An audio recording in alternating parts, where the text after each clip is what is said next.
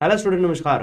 I M C ए के sir from के commerce academy Nashik. Students, अभी हम फाइनली डी कोड करने वाले हैं। सर, क्या डी कोड करना है एग्जैक्टली किस चीज़ का पोस्टमार्टम कर रहे हो स्टूडेंट्स? जो NEP that is new education policy applicable हुआ है इंडिया में as per Savitribai Phule Pune university. फिलहाल हम सिर्फ सावित्रीबाई फुले पुणे यूनिवर्सिटी की बात करेंगे। और बच्चों, पुणे यूनिवर्सिटी में जो न्यू एप्लीकेबल सिलेबस है उसके बारे में हम डिटेल में जानेंगे। सर, आज कौन से कोर्स के बारे में, कौन से ईयर के बारे में, कौन से सेमेस्टर के बारे में एग्जैक्टली क्या जानने वाले हैं? So students, let me clear you. जो NEP that is new education policy जो आया हुआ है बच्चों 2020 में, उसके हिसाब से जो BBA का जो कोर्स है, बैचलर ऑफ बिजनेस एडमिनिस्ट्रेशन, इसके सेमेस्टर 1 के सब्जेक्ट्स के बारे में आज हम डिटेल में जानने वाले हैं। स्टूडेंट्स, पहली बात तो ये कि 12th क्लियर करने के बाद आपको एक CET एग्जाम देनी पड़ती है, MSCET for BBA, BCA, BMS और BBM। ये कोर्सेज अगर आप करना चाहते हो महाराष्ट्र में तो आपको एक CET एग्जाम देना कंपलसरी हो चुका है। CET एग्जाम के बेसिस पे आपको डेफिनेटली कॉलेज सिलेक्शन होगा, कैप राउंड होगा, सिलेक्शन होगा, फिर जाके आपको अच्छा कॉलेज मिलेगा डेफिनेटली। सो ये जर्नी में KKCA डेफिनेटली आपके साथ है। आप 11-12 की बात कर लो तो KKCA आपके साथ है, CET की बात कर लो तो KKCA आपके साथ है, और BBA में एंटर कर लो तो भी KKCA आपके साथ है। ठीक है।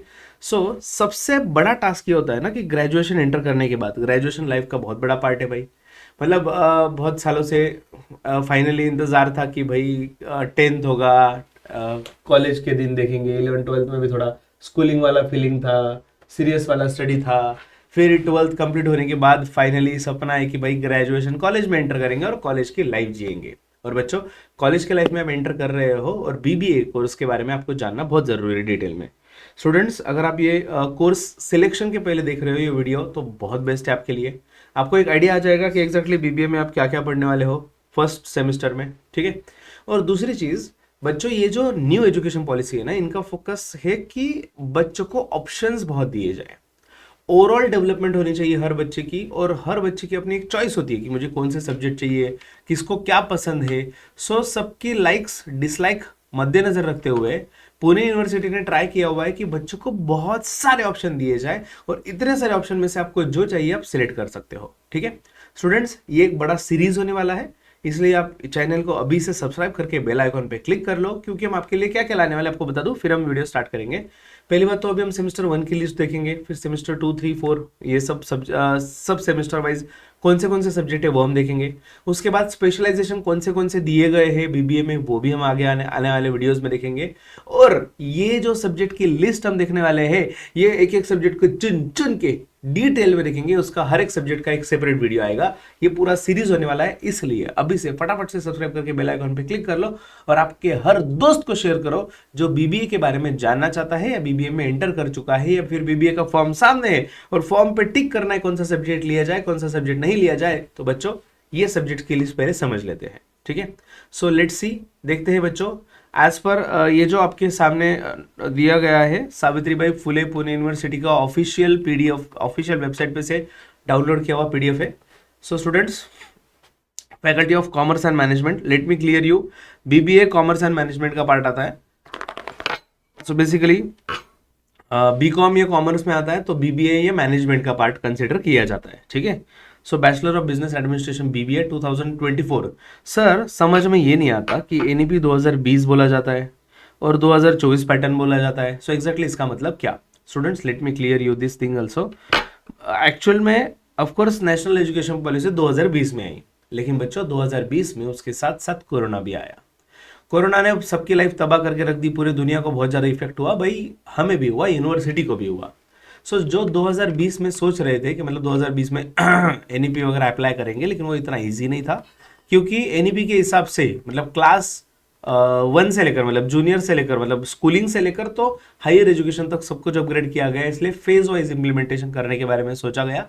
और फाइनली 2024 में, मतलब 2024 आते आते फाइनली ये BBA के लिए अप्लाई किया गया। सो अगर आप 2024 में BBA में एडमिशन लेते हो, दिया हुआ देखो, विथ इफेक्ट फ्रॉम, WEF, इस वर्ड का मीनिंग होता है बच्चों विथ इफेक्ट फ्रॉम, मतलब उस दिन से एप्लीकेबल। सो बच्चों, एकेडमिक ईयर 2024-25 से एप्लीकेबल है ये। मतलब अगर आप 24-25 में एडमिशन लेते हो तो आपका फर्स्ट बैच रहेगा न्यू सिलेबस वाला for BBA।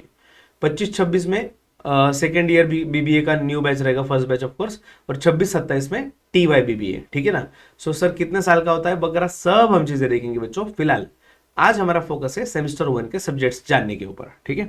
So FY BBA semester number 1 बच्चों, ऐसा सुंदर सा टेबल दिया गया है। इसमें क्या क्या है, course type, courses, paper title, hours वगैरह दिया है, क्रेडिट दिया है, इंटरनल, एक्सटर्नल और फाइनली टोटल मार्क्स, ठीक है। स्टूडेंट्स फिलहाल हम सबसे पहले ये समझ लेते हैं कि सर एग्जैक्टली कोर्स के टाइप, मतलब जो सब्जेक्ट सिलेक्ट करने हैं उसके टाइप्स कौन से हैं। तो देखो बच्चों, सबसे पहले एक कैटेगरी दी है यहाँ पे मेजर मैंडेटरी, ठीक है। उसके बाद दूसरी कैटेगरी है ओपन इलेक्टिव्स, थर्ड कैटेगरी है vocational skill and development courses, short में उसको VSC बोला जाता है। देन स्किल एनहांसमेंट कोर्सेस, भाई बच्चे का स्किल ओवरऑल डेवलप होना बहुत जरूरी है, सिर्फ डिग्री लेके काम नहीं होगा, skill development is very must for you, इसलिए ये भी कंसिडर किया गया है। एबिलिटी एनहांसमेंट कोर्स, भाई बच्चे में एबिलिटी डेवलप करो, भाई एबिलिटी एनहांस करो, ability enhancement course. Value education course, और साथ ही साथ हर बच्चे को, हर नागरिक को, इंडिया भारत के नागरिक को भारत के बारे में जानकारी होनी चाहिए, इसलिए IKS इंडियन नॉलेज सिस्टम ये सब्जेक्ट ऐड कर दिया गया है। एंड को करिकुलर कोर्सेस में CC कोर करिकुलर कोर्सेस दिया गया है। अब ये कौन से है, क्या है, डिटेल में जानते हैं। सबसे पहले बच्चों आपका फोकस होना चाहिए मेजर मैंडेटरी, जो आपके लिए बहुत जरूरी होने वाले पढ़ने के पॉइंट ऑफ व्यू से। ये major mandatory, this is going to be very very important for you. इसके लेक्चर्स अटेंड करना, सेशंस, ये सब प्रॉपरली स्टडी करना है, बहुत जरूरी है आपके लिए। Now start with first point, major mandatory में आप हेडिंग देख सकते हो स्टूडेंट्स। जो मुद्दे की बात है बच्चों, ये वीडियो थोड़ा सा लंबा हो जाएगा, लेकिन जितनी चीज़ें ज़रूरी है वो सब चीज़ें इसमें कवर की जाएगी, ये बात पक्की, ठीक है ना। मेजर मैंडेटरी में आप देख सकते हो कंपलसरी,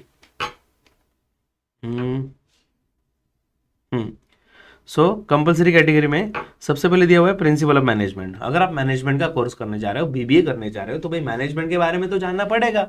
उसमें ऑप्शन देके कैसे चलेगा भाई, it is compulsory for everyone. Principles of management, no option for this, ये कंपलसरी सब्जेक्ट हो गया, डन। सो कंपलसरी अगर है तो इसके बारे में सोचना ही क्यों है। हमारे पास ज़्यादा सोचने का ऑप्शन कहाँ पे, जब जहाँ पे ऑप्शन है, ठीक है ना, हमें वहाँ पे सोचना है। ये तो कंपलसरी, चलो पढ़ना ही पढ़ना है। नेक्स्ट मेजर मैंडेटरी बच्चों, सेम कैटेगरी। मेजर मैंडेटरी में select any one specialization, okay. तो बच्चों स्पेशलाइजेशन के अगर आप देखो 1 2 3 4 5 स्पेशलाइजेशन के ऑप्शन दिए गए हैं। As you can see, I will show you one by one. देखो फर्स्ट इज फाइनेंस, देन दिया है मार्केटिंग, HRM, एग्रीकल्चर बिजनेस और service management. This are the 5 specializations. और ये 5 स्पेशलाइजेशन में आप जो भी सिलेक्ट करोगे उसके प्रिंसिपल हमें सीखना जरूरी है, ठीक है ना। फॉर एग्जाम्पल जो स्टूडेंट अभी किसने कौन सा लेना चाहिए स्पेशलाइजेशन पे, स्पेशल वीडियो में बनाने वाला हो, इसलिए मैं फिलहाल डिटेल में नहीं जा रहा हूँ स्पेशलाइजेशन के। सो फाइनेंस अगर ले लिया तो प्रिंसिपल ऑफ फाइनेंस, मार्केटिंग ले लो तो principal of marketing, HRM that is human resource management जो होता है उसके principles, agriculture business and Indian economy अगर सेलेक्ट किया एग्रीकल्चर बिजनेस, और सर्विस मैनेजमेंट अगर आप लेते हो so essentials of service management. These are the subjects you have to select as per your specialization. जो भी आप स्पेशलाइजेशन लेने वाले हो उसके हिसाब से सब्जेक्ट रहेगा। स्टूडेंट्स स्पेशलाइजेशन सिलेक्ट करने का ऑप्शन पहले सेकंड ईयर में हुआ करता था, फर्स्ट ईयर में सबके लिए सेम सिलेबस हुआ करता था एज पर 2019 पैटर्न। अब ये सेमेस्टर 1 से स्पेशलाइजेशन आ चुका है। अब अगर आप देखो कोर्स में आगे क्या दिया है, major mandatory 3। Sir major mandatory 3 मतलब इसमें एग्जैक्टली यहाँ पे भी ऑप्शन है। देखो बच्चों, जो स्पेशलाइजेशन आप एक बार सिलेक्ट कर लो ना, उसी के हिसाब से नेक्स्ट सब्जेक्ट भी रहेगा, ठीक है। नीचे दिया हुआ है, देख सकते हो, select any one specialization other than selected in major mandatory 2। Okay बच्चों बच्चों बच्चों क्या दिया है, वापस एक बार रीड कराओ। Select any one specialization, specialization में ऑप्शन वही है, फाइनेंस, मार्केटिंग, HRM, एग्रीकल्चर और सर्विस मैनेजमेंट, ठीक है ना। बट आपको बोला हुआ है कोई भी एक स्पेशलाइजेशन सिलेक्ट करो other than selected in major mandatory 2। मतलब ऊपर जो आपने सिलेक्ट किया है मेजर मैंडेटरी 2 में, वो छोड़ के यहाँ पे कोई तो भी सिलेक्ट करना है। मतलब फॉर एन एग्जाम्पल, अगर आपने प्रिंसिपल ऑफ फाइनेंस ले लिया, फाइनेंस कैटेगरी, तो आपको ये सब्जेक्ट्स जो है मेजर मैंडेटरी 3, इसमें फाइनेंस सिलेक्ट करना अलाउड नहीं है। फिर फाइनेंस छोड़ के आप मार्केटिंग, HRM कोई भी सब्जेक्ट आप ले सकते हो, ठीक है ना। और अगर आप देखोगे सब्जेक्ट्स के नाम तो वो सेम ही है। अगर आप इसमें ठीक से देखोगे, ये जो 5 सब्जेक्ट के नाम है और ये जो 5 सब्जेक्ट के नाम है, ये सेम टू सेम है। सीधा सीधा भी बोल सकते थे कि भाई ये 5 में से 2 सिलेक्ट कर लो, लेकिन नहीं, हमको ऐसा सीधा सीधा बताना पसंद नहीं है, हम घुमा के बताएंगे। ये 5 में से एक लो और वो एक छोड़ के बाकी 4 में से एक सिलेक्ट करो, तो मतलब वही हुआ, ये 5 में से 2 स्पेशलाइजेशन आपको सिलेक्ट करने हैं। ठीक है, नेक्स्ट स्टूडेंट्स, आगे दिया है open elective. Open elective open elective में जाने के पहले आपको जस्ट बता दूं, ये जो प्रिंसिपल ऑफ मैनेजमेंट, ये जो हमने मेजर मैंडेटरी का कैटेगरी देखा स्टूडेंट्स, ये हर सब्जेक्ट 2 क्रेडिट स्कोर के लिए है, 2 क्रेडिट पॉइंट। ऑफकोर्स ये क्रेडिट सिस्टम है स्टूडेंट्स, ग्रेड सिस्टम, आपका रिजल्ट SGPA CGPA पैटर्न में लगता है, तो यहाँ पे क्रेडिट सिस्टम होता है। सो सर क्रेडिट का मतलब क्या एग्जैक्टली, एक क्रेडिट मतलब क्या स्टूडेंट्स, एक क्रेडिट की कीमत तुम क्या जानो रमेश बाबू? रमेश बाबू याद रखो, एक क्रेडिट का यहाँ पे इंपॉर्टेंस है 25 मार्क्स का। ठीक है, वो अलग अलग कोर्स के हिसाब से अलग अलग भी हो सकता है, फिलहाल BBA की बात करूं मैं एज पर SPPO, तो 25 मार्क्स के लिए क्रेडिट पॉइंट है। ठीक है ना, यहाँ पे आप देख सकते हो 2 क्रेडिट पॉइंट, मतलब कितने मार्क्स हो गए? ऑफकोर्स 25 2 50 हमें आता है सर, यहाँ पे दिया है देखो 50 मार्क्स 50 मार्क्स 50 मार्क्स, और हर 50-50 में अगर आप देखोगे स्टूडेंट्स 15 मार्क्स के लिए इंटरनल है। सो अगर आप परसेंटेज के टर्म्स में आपको बता दूँ, एक्चुअली कैलसी की जरूरत नहीं है, बट आपको मैं जस्ट शो कर रहा हूँ, 15 मार्क्स है कितने में से? 50 में से, और इंटू 100 अगर आप परसेंटेज निकाल लो तो you will get the answer is 30%। मतलब क्या भाई, इंटरनल को 30% वेटेज है और एक्सटर्नल जो आप फाइनल एग्जाम दोगे उसको 70% वेटेज रहेगा। ठीक है ना, सो 30% 30-70 ये पैटर्न रहेगा आपके NEP के हिसाब से। क्लियर है? नेक्स्ट, अभी हम ओपन इलेक्टिव में आ गए। ओपन इलेक्टिव में 2 ऑप्शन दिए हैं यहाँ पे आपको, business mathematics and business statistics. Mostly open elective दोनों में से एक सेलेक्ट करना होगा, बट ऐसा सच यहाँ पे मेंशन नहीं किया है। ठीक है ना, सो ओपन इलेक्टिव मैथ्स या फिर स्टैट आपको सिलेक्ट करना है, मैथ्स 1 स्टैट 1 डिपेंड्स आपको जो पसंद रहेगा। स्टूडेंट्स सब्जेक्ट्स के बारे में बाद में बताऊंगा मैं, एक एक सब्जेक्ट के कंटेंट के बारे में, लेकिन मैथ्स सब्जेक्ट बस मैं आपको इतना ही बता दूंगा, नाम देख के डर मत जाना, मेरे को मैथ्स बहुत डर लगता है सर, मैंने 11-12 में भी नहीं लिया था, अब तो मुझे बिल्कुल नहीं लेना है। भाई धुंडू चिल, मैथ्स का एक स्पेशल वीडियो आएगा ना सब्जेक्ट कंटेंट पे, वो जरूर देखना। ठीक है स्टूडेंट्स, ये भी सेम 2 क्रेडिट स्कोर के लिए है, जिसमें से 30% इंटरनल 70% एक्सटर्नल। डन। आगे वोकेशनल स्किल डेवलपमेंट में स्टूडेंट्स आपको कंप्यूटर का नॉलेज दिया गया है सेमेस्टर 1 में, कंप्यूटर या IT मतलब एक ही हुआ। सो कंप्यूटर रिलेटेड नॉलेज दिया गया है, of course fundamental of computer. Sir इसमें बहुत सारा प्रैक्टिकल होगा सर, इसमें IT लैब वगैरह होगा, नहीं बच्चों, एक्चुअल में सच बताओ तो फंडामेंटल ऑफ कंप्यूटर में इतना ज़्यादा प्रैक्टिकल नॉलेज नहीं है। So basically input output related चीज़ें, आपको कंप्यूटर सिस्टम पता होना चाहिए, हार्डवेयर सॉफ्टवेयर पता होना चाहिए, तो ये फंडामेंटल वाली चीज़ें। ठीक है ना, it is quite easy subject, और ये भी 2 क्रेडिट स्कोर के लिए है। नेक्स्ट, सॉफ्ट स्किल एनहांसमेंट के लिए सॉफ्ट स्किल डेवलपमेंट पे फोकस किया गया है स्टूडेंट्स। ये आपके ओवरऑल पर्सनालिटी डेवलपमेंट के लिए बहुत बढ़िया चीज़ है soft skill development. Next, ability enhancement के लिए स्टूडेंट्स आपको बोली बच्चन तो आना चाहिए। ग्रेजुएशन कर रहे हो, मैनेजमेंट का कोर्स कर रहे हो, और आपको बात करते ना आए तो ऐसा कैसे चलेगा भाई? सो बिजनेस कम्युनिकेशन स्किल्स, सो बिजनेस कम्युनिकेशन कैसे करें उसके स्किल्स आपके अंदर होने चाहिए, वो हमें दिया गया है 2 क्रेडिट स्कोर के लिए। और उसके बाद environmental awareness which is compulsory subject, value education के हिसाब से environmental awareness again for 2 credit score. और जेनेरिक IKS मतलब Indian knowledge system. So students, India के बारे में बहुत अच्छी चीज़ें दी गई है, इसके बारे में डिटेल में हम सब्जेक्ट में जानेंगे कि एग्जैक्टली IKS में क्या आता है 2 क्रेडिट स्कोर के लिए, और फिजिकल एजुकेशन 2 क्रेडिट स्कोर के लिए। सो अगर ओवरऑल आप देखो तो टोटल नंबर ऑफ सब्जेक्ट जो है वो हो गए 11, और 11 इंटू 2 क्रेडिट स्कोर, ये हो गया total 22 credit point. So students, total 22 credit point के लिए आपका सेमेस्टर नंबर 1 होने वाला है। ठीक है, और 22 इंटू 25 मार्क का एक क्रेडिट स्कोर, सो 550 आप देख सकते हो, 550 मार्क का सेमेस्टर नंबर 1 होने वाला है, जिसमें फ्लैट 30%, 550 का इंटू 0.3 30%। ओके, हाँ स्टूडेंट ध्यान दो। हाँ स्टूडेंट्स, मेजर मैंडेटरी में जैसे मैंने आपको बताया 30-70 पैटर्न है, मेजर मैंडेटरी में 30-70 पैटर्न है, मतलब क्या, इंटरनल 30% और एक्सटर्नल 70%। डन। ओपन इलेक्टिव्स की अगर बात करूँ तो सेम पैटर्न है बच्चों, 30-70, उसमें कोई बदलाव नहीं है। स्किल एनहांसमेंट की जब बात आएगी, same skill enhance vocational skill वाला पार्ट है, 30-70 का वेटेज रखा हुआ है।